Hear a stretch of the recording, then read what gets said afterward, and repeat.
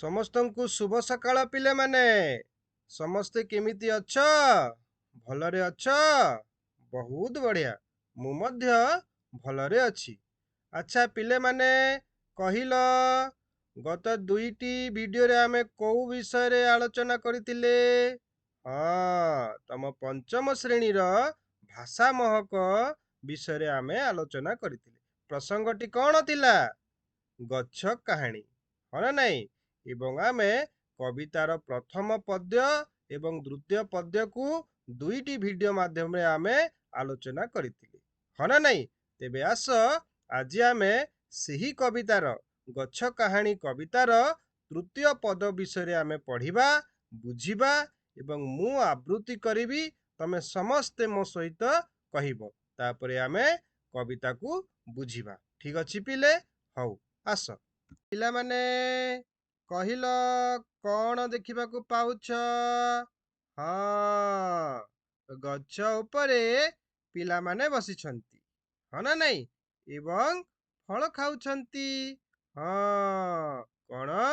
ଗଛ ଉପରେ କିଛି ପିଲା ଡାଳକୁ ଧରି ଝୁଲୁଛନ୍ତି, ହଁ ନା ନାଇଁ? ବହୁତ ବଢ଼ିଆ, ଯାହାକି ଆମେ ପୂର୍ବ ଭିଡ଼ିଓରେ ଆଲୋଚନା କରିଥିଲେ, ହଁ ନା ନାଇଁ? ତେବେ ଆସ ପିଲେ, ମୁଁ ତୁମମାନଙ୍କୁ ପୂର୍ବ ଭିଡ଼ିଓ ଆଧାର କରି କିଛି ପ୍ରଶ୍ନ ପଚାରିବି। ତମେ ଉତ୍ତର ଦେବାକୁ ଚେଷ୍ଟା କରିବ। ଠିକ୍ ଅଛି? ଆଚ୍ଛା, କହିଲ ପିଲେ, ଗଛ କାହାଣୀ କବିତାର କବି କିଏ ଥିଲେ? କବି ଥିଲେ ଡକ୍ଟର ରାମଚନ୍ଦ୍ର ନାୟକ, ହଁ ନା ନାଇଁ? ଆଚ୍ଛା କହିଲ, କବି କିପରି ଗଛର ମନର ଗଭୀର ଦୁଃଖକୁ ଭାବପୂର୍ଣ୍ଣ ଭାବେ ପ୍ରକାଶ କରିଛନ୍ତି?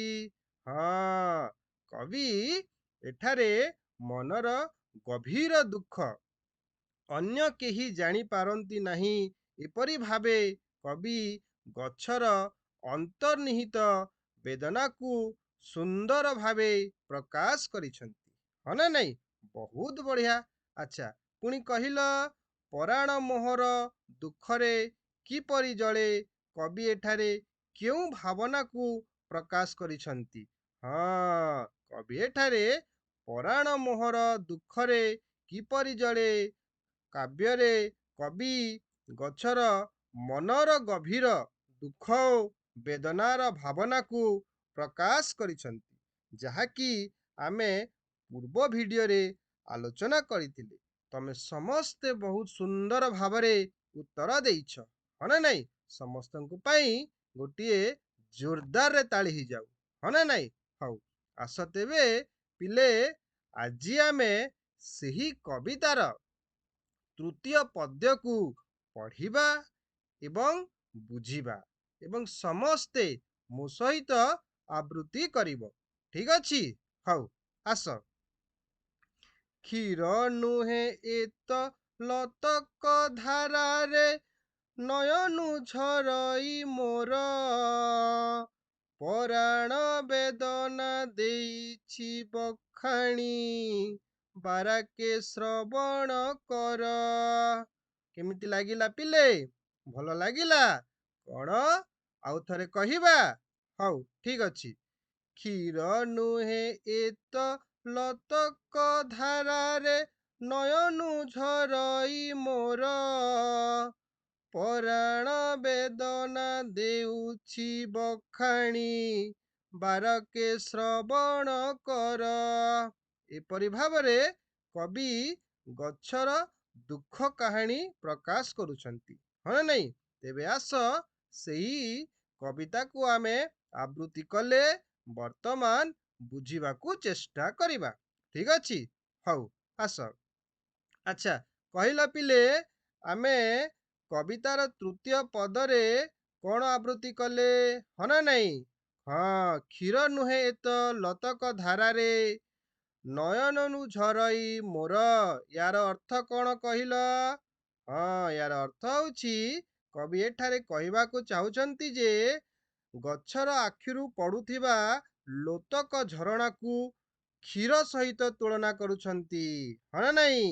ଏହା ଦେଖାଉଛି ଯେ ତାଙ୍କର ଆଖିରୁ ପଡୁଥିବା ତରଳ କେବଳ ସାଧାରଣ କ୍ଷୀର ନୁହେଁ, ଏହା ତାଙ୍କର ଗଭୀର ଦୁଃଖର ଅଭିବ୍ୟକ୍ତି ତୋଳକ ଝରଣା ଭଳି ଲଗାଇ ନୟନରୁ ଝରୁଥିବା ଆଖିର ଲୁହ ସହିତ ତୁଳନା କରିଛନ୍ତି। ହଁ ନା ନାଇଁ? ଯେପରି ଭାବରେ କବି ଏଠାରେ କ'ଣ ଗଛର ଦୁଃଖ କାହାଣୀ ବିଷୟରେ କହିବାକୁ ଚେଷ୍ଟା କରିଛନ୍ତି।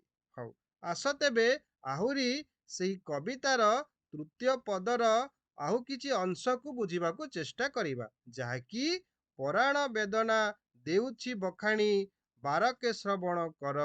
ୟାର ଅର୍ଥ ହେଉଛି ପିଲେମାନେ ଯେ କବି ଏଠାରେ କହିବାକୁ ଚେଷ୍ଟା କରିଛନ୍ତି ଯେ ଗଛର ଆତ୍ମା ଭିତରେ ଥିବା ଗଭୀର ଦୁଃଖ ବେଦନାକୁ ଥରେ ମାତ୍ର କହିବାକୁ ଚେଷ୍ଟା କରିଛନ୍ତି। ଏହି ବେଦନା କେବଳ ଆଖିରୁ ଝରୁଥିବା ଲୁହରେ ନୁହେଁ, ବରଂ ତାଙ୍କ ପରାଣକୁ ବି ଦୁଃଖରେ ଆକ୍ରାନ୍ତ କରୁଛି। ଏପରି ଭାବରେ କବି ଏହି ପଦ୍ୟ ମାଧ୍ୟମରେ ବୁଝିବାକୁ ଚେଷ୍ଟା କରିଛନ୍ତି। ଆହୁରି କ'ଣ କହିଛନ୍ତି? କବି ପ୍ରେମପୂର୍ଣ୍ଣ ଭାବ ଶ୍ରୋତାଙ୍କୁ ଅନୁରୋଧ କରୁଛି ଯେ ତାଙ୍କର କାହାଣୀ ଧ୍ୟାନ ଦେଇ ଶୁଣିବାକୁ କହୁଛନ୍ତି। ସେତିକି ନୁହେଁ, କେବଳ ସାମାନ୍ୟ ଶବ୍ଦ ଭାବେ ନୁହେଁ, ଏହି କଥାର ଭିତରେ ଥିବା ଗଭୀର ଭାବ ଓ ବେଦନାକୁ ମନ ଦେଇ ବୁଝିବାକୁ ପଡ଼ିବ ବୋଲି କବି ଏହି କବିତା ମାଧ୍ୟମରେ ପିଲାମାନଙ୍କୁ କ'ଣ ଅନୁରୋଧ କରୁଛନ୍ତି। ଠିକ ଅଛି, ତେବେ ଆସ ପିଲେ, ଯାହା କିଛି ଆମେ ଏହି କବିତାର ତୃତୀୟ ପଦକୁ ଆବୃତ୍ତି କଲେ, ବୁଝିବାକୁ ଚେଷ୍ଟା କଲେ। ବର୍ତ୍ତମାନ ମୁଁ ତୁମକୁ କିଛି ପ୍ରଶ୍ନ ପଚାରିବି, ତମେ ସମସ୍ତେ ପ୍ରଶ୍ନର ଉତ୍ତର ଦେବାକୁ ଚେଷ୍ଟା କରିବ। ଆଚ୍ଛା, କହିଲ ପିଲେ, କବି ତାଙ୍କର ଆଖିରୁ ପଡୁଥିବା ଲୋତକ ଝରକୁ କ୍ଷୀର ସହିତ ତୁଳନା କାହିଁକି କରିଛନ୍ତି? ହଁ, ବହୁତ ବଢିଆ ଭାବରେ ବୁଝିଛ ତାହେଲେ। ହଁ, କ'ଣ କବି ତାଙ୍କର ଆଖିରୁ ପଡୁଥିବା ଲୋତକକୁ କ୍ଷୀର ସହିତ ତୁଳନା କରିଛନ୍ତି, କାରଣ ଏହା ସାଧାରଣ କ୍ଷୀର ନୁହେଁ, ଏହା ତାଙ୍କର ଗଭୀର ଦୁଃଖ ଓ ଅନ୍ତର୍ନିହିତ ବେଦନାର ପ୍ରକାଶ କହିଛନ୍ତି। ହଁ ନାଇଁ? ଯେଉଁ ସମୟରେ ଆମେ ଗଛଠାରୁ ଫଳ ନେଇଥାଉ ଏବଂ ଅନାବଶ୍ୟକ କାଳେ ଆମେ ଫଳ ନେଇଥିବା ସତ୍ତ୍ୱେ ଗଛର ଯତ୍ନ ନେଇନଥାଉ। ତେଣୁକରି କବି ଏହା ଗଛର ଦୁଃଖ ଏବଂ ଆଖିରୁ ବହୁଥିବା କ'ଣ ଅଶ୍ରୁର ଲୁହ ସହିତ କ୍ଷୀର ସହିତ ତୁଳନା କରିଛନ୍ତି। ଠିକ ଅଛି, ବହୁତ ବଢିଆ। ହଉ, ଆସ ପିଲେ, ପୁଣି ଗୋଟିଏ ମୁଁ ତୁମକୁ ପ୍ରଶ୍ନ ପଚାରିବି, କହିବ। ହଁ, କ'ଣ କବି କିପରି ତାଙ୍କର ଆତ୍ମାର ଗଭୀର ଦୁଃଖ ଓ ବେଦନାକୁ ପ୍ରକାଶ କରିଛନ୍ତି? ହଁ, କବି ଏଠାରେ ତାଙ୍କର ଆତ୍ମାର ଭିତରେ ଥିବା ଗଭୀର ଦୁଃଖ ଓ ବେଦନାକୁ କହିବାକୁ ଚେଷ୍ଟା କରିଛନ୍ତି ଯେ କେବଳ ଆଖିରୁ ଝରୁଥିବା ଲୁହ ନୁହେଁ, ବରଂ ତାଙ୍କ ପରାଣକୁ ବି ଦୁଃଖରେ ଆକ୍ରାନ୍ତ କରିଛି। ଏପରି ଭାବରେ କବି ବୁଝିବାକୁ ଚେଷ୍ଟା କରିଛନ୍ତି। ଆହୁରି କହିଛନ୍ତି ଯେ କବି ପ୍ରେମପୂର୍ଣ୍ଣ ଭାବରେ ଶ୍ରୋତାଙ୍କୁ ଅନୁରୋଧ କରୁଛନ୍ତି ଯେ ତାଙ୍କର କାହାଣୀ ଧ୍ୟାନର ସହିତ ଶୁଣିବାକୁ କହୁଛନ୍ତି। ହଁ ନା ନାଇଁ? ଏପରି ଭାବରେ କବିତାର ତୃତୀୟ ପଦ୍ୟରେ ଆମେ ଆବୃତ୍ତି କଲେ ଏବଂ ବୁଝିଲେ। ହଁ ନା ନାଇଁ? ହଉ, ବହୁତ ବଢିଆ। ଆସ ତେବେ ମୁଁ ତୁମକୁ କିଛି ଘରେ କରିବାକୁ ପ୍ରଶ୍ନ ଦେବି, ତମେ ସମସ୍ତେ କରିକି ଆଣିବ। ଠିକ ଅଛି ପିଲେ? ହଁ, ଆଚ୍ଛା, କହିଲ ପିଲେ, ଯେ ଆମେ ଗଛ କାହାଣୀ ବିଷୟରେ ପଢିଲୁ, ହଁ ନା ନାଇଁ? ଗଛର ପଦର ତୃତୀୟ ପଦ୍ୟକୁ ଆବୃତ୍ତି କଲୁ ଏବଂ ଆମେ ସମସ୍ତେ ବୁଝିଲୁ, ହଁ ନା ନାଇଁ? ତମେ ବହୁତ ସୁନ୍ଦର ଭାବରେ ପ୍ରଶ୍ନର ଉତ୍ତର ଦେଇଛ, ହଁ ନା ନାଇଁ? ବର୍ତ୍ତମାନ ମୁଁ ତୁମକୁ କିଛି ପ୍ରଶ୍ନ ଦେବି, ଯାହାକି ତମେ ଘରେ କରିକି ଆଣିବ, ହଁ ନା ନାଇଁ? ଲେଖିନିଅ। କବି କହିଛନ୍ତି, କ୍ଷୀର ନୁହେଁ ଏ ତ ଲୋତକ ଧାରାରେ ନୟନୁ ଝରଇ ମୋର। ଏହାର ଅର୍ଥ କ'ଣ ତମେ ସମସ୍ତେ ଘରେ ଲେଖିକି ଆଣିବ। ଠିକ ଅଛି?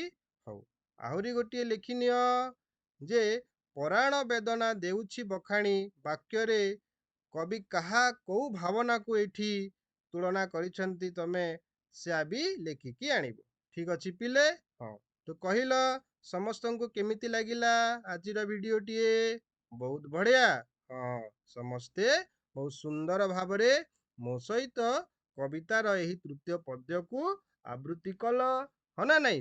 ଏବଂ ସମସ୍ତେ ବହୁତ ସୁନ୍ଦର ଭାବରେ ବୁଝିଲ ଏବଂ ଉତ୍ତର ମଧ୍ୟ ବି ସମସ୍ତେ ସୁନ୍ଦର ଭାବରେ କହିଲ, ହଁ ନା ନାଇଁ? ଠିକ ଅଛି, ସମସ୍ତଙ୍କ ପାଇଁ ଗୋଟିଏ ଜୋରଦାର ତାଳି ହେଇଯାଉ। ଠିକ ଅଛି ପିଲେ, ହଉ ଆଜିକି ପାଇଁ ଏତିକି ଥାଉ। ଆସନ୍ତା ଭିଡିଓରେ ମୁଁ ଆହୁରି ଏହି କବିତାକୁ ନେଇ ଆହୁରି ତମକୁ କିଛି କହିବି। ଠିକ ଅଛି, ହଁ, ସମସ୍ତଙ୍କୁ ଧନ୍ୟବାଦ।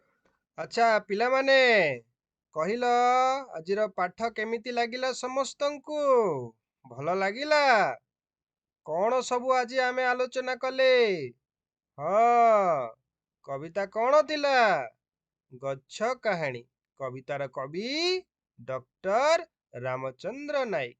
ଏବଂ ମୁଁ ତୁମମାନଙ୍କୁ କବିତାର ପୂର୍ବ କ୍ଲାସ ବିଷୟରେ କିଛି ପ୍ରଶ୍ନ ପଚାରିଥିଲି। ତମେମାନେ ସମସ୍ତେ ବହୁତ ସୁନ୍ଦର ଭାବରେ ପ୍ରଶ୍ନର ଉତ୍ତର ଦେଇଛ। ଖୁସିରେ ଶିଖିବା ସମସ୍ତଙ୍କ ଅଧିକାର। ନମସ୍କାର।